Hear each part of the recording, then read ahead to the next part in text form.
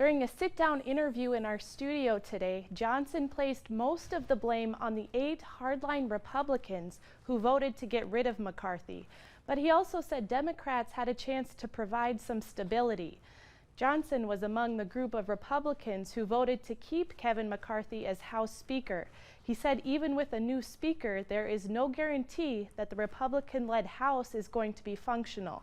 The stoppage comes as Congress is working to negotiate a federal spending bill while staring down the possibility of a government shutdown next month.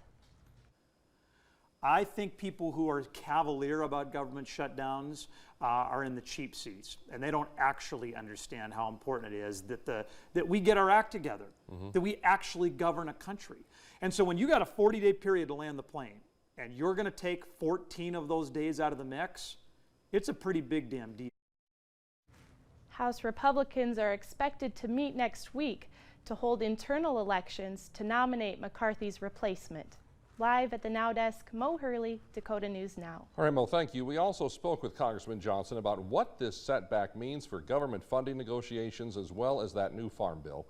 You can see more of our conversation coming up Sunday on Matters of the State.